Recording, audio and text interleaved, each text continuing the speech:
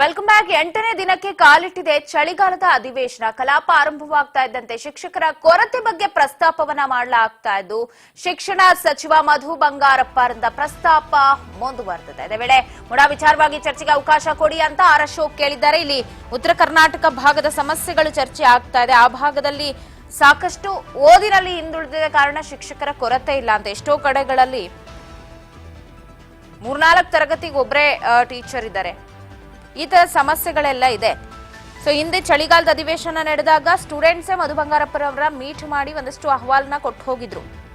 No use. But ಈಗ ಮತ್ತೆ ಆ ವಿಚಾರ ಚರ್ಚೆಗೆ ಬಂದಿದ್ದು ಪ್ರಸ್ತಾಪ ಮಾಡ್ತಾ ಇದ್ದಾರೆ ಶಿಕ್ಷಕರ ಕೊರತೆ ಬಗ್ಗೆ ಮಧು ಬಂಗಾರಪ್ಪ.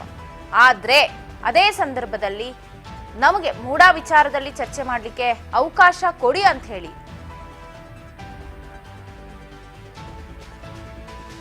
ಆರ್ ಅಶೋಕ್ ಕೇಳ್ತಿದ್ದಾರೆ.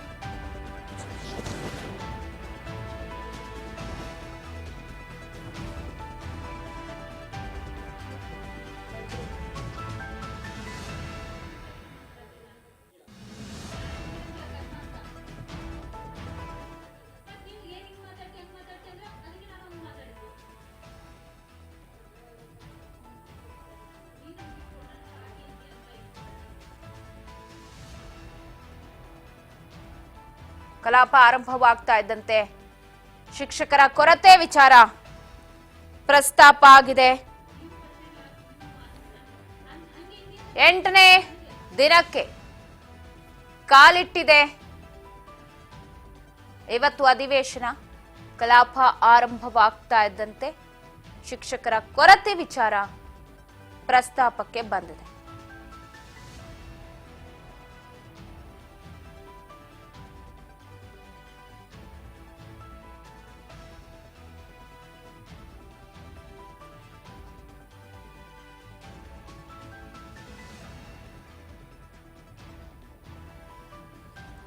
ಇವತ್ತು 8ನೇ ದಿನಕ್ಕೆ ಚಳಿಗಾಲದ ಅಧಿವೇಶನ ಕಾಲಿಟ್ಟಿರೋದು. ಇವತ್ತೇ ಅಧಿವೇಶನಕ್ಕೆ ತೆರೆ ಕೂಡ ಬೀಳತ್ತೆ. ಇತ್ತ ಶಿಕ್ಷಕರ ಕೊರತೆಯ ಬಗ್ಗೆ ಚರ್ಚೆ ನಡೀತಾ ಇದೆ. ಬನ್ನಿ ನೋಡೋಣ.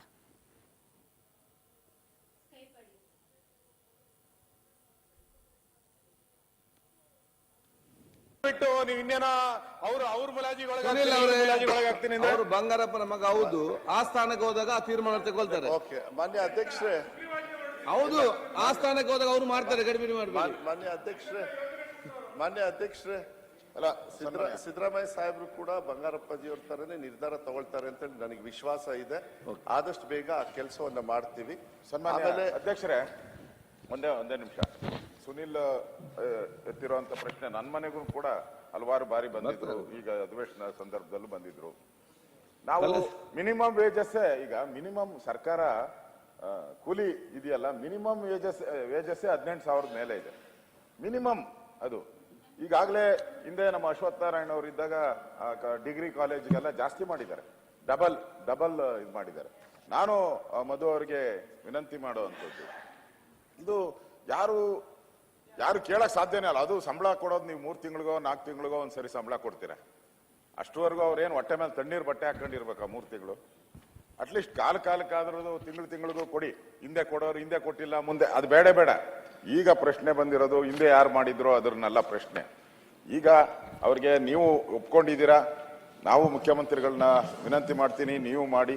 ಅಟ್ಲೀಸ್ಟ್ ಒಂದು ಗೌರವಯುತವಾಗಿ ಬದುಕೋ ಅಂತದ್ಕೆ, ಅವರು ಗೌರವಯುತವಾಗಿ ಬದುಕೋ ಅಂತದ್ಕೆ ಒಂದು ಅವಕಾಶವನ್ನ ಮಾಡಿಕೊಡಿ. ನಾನು ಕೊನೆಯದಿಷ್ಟೇ, ಯಾಕೆ ಅವ್ರಿಗಿರುವಂತ ನಾಲೆಜ್ ಮತ್ತು ಆ ಟ್ಯಾಲೆಂಟ್ ಅನ್ನು ಮಕ್ಕಳಿಗೆ ವರ್ಗಾಯಿಸಬೇಕಾದ್ರೆ ಅವ್ರ ಟೆನ್ಷನ್ ಕಡಿಮೆ ಮಾಡೋ ಜಾಬ್ ನಮ್ದಿದೆ.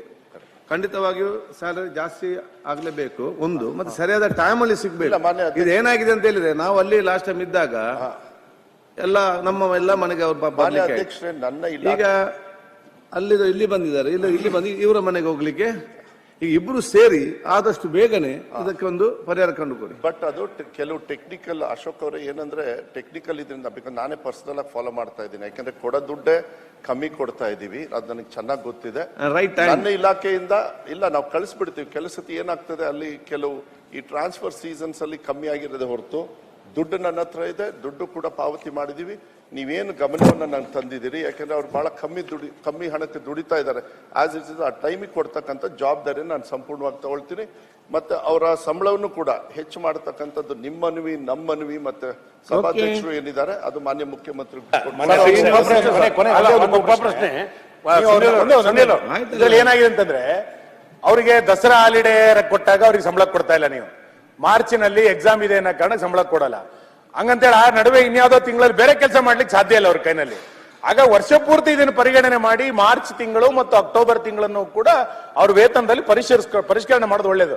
ನಡುವೆ ಬೇರೆ ಕೆಲಸ ಎಲ್ಲಿ ಮಾಡಕ್ಕಾಗತ್ತೆ ಅವರಿಗೆ? ದಯಮಾಡಿ ಮಾನವೀಯತೆ ದೃಷ್ಟಿಯಿಂದ ಅರ್ಥ ಮಾಡ್ಕೊಳ್ಳಿ.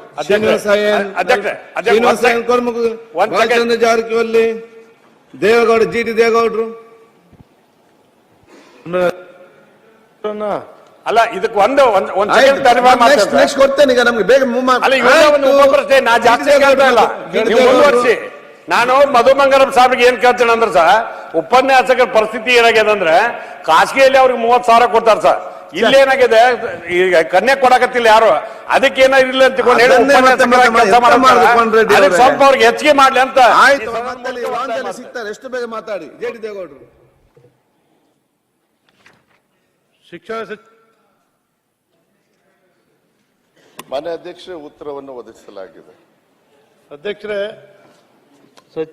ಸಚಿವರಲ್ಲಿ ಮನವಿ ಮಾಡ್ತಕ್ಕಂಥದ್ದಿಷ್ಟೇ, ಶಾಲಾ ಕಟ್ಟಡಗಳು ನೂರಾರು ವರ್ಷದಿಂದ ಕಟ್ಟಿರ್ತಕ್ಕಂಥ ಶಾಲಾ ಕಟ್ಟಡಗಳಿಗೆ ದುರಸ್ತಿ ಆಗಿಲ್ಲ.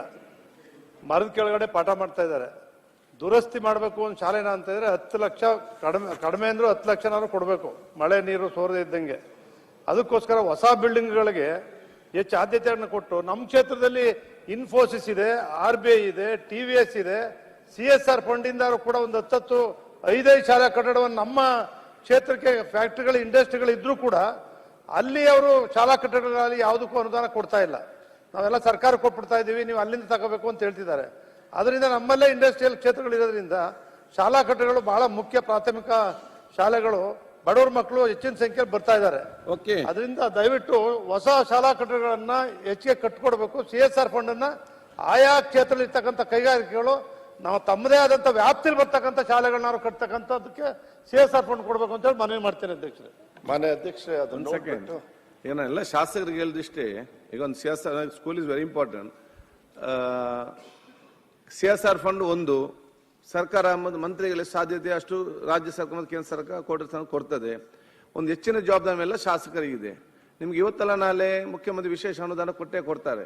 ಆಗ ಬರೀ ರೋಡ್ ತೋಡು ಮಾಡೋದಲ್ಲ, ಅದರಲ್ಲಿ ಬಂದಂತ ಕೆಲವನ್ನು ಬಹುಶಃ ನಾವು ಶಾಲಾ ಬಿಲ್ಡಿಂಗ್ ಕೂಡ ಅನುದಾನ ಇಡಬೇಕು. ನನಗೆ ಕೊಟ್ಟದ್ರೆ ನಾನು 5 ಕೋಟಿ ರೂಪಾಯಿ ಇಟ್ಟಿದ್ದೇನೆ ಬರೀ ಶಾಲಾ ಕಾಲೇಜಿಗೆ. ಮುಖ್ಯಮಂತ್ರಿಗಳು ಬರೀ ಆಡಳಿತ ಪಕ್ಷದವ್ರಿಗೆ ಅಷ್ಟೇ ಇಲ್ಲ, ಮುಂದೆ ಕೊಡ್ತಾರೆ.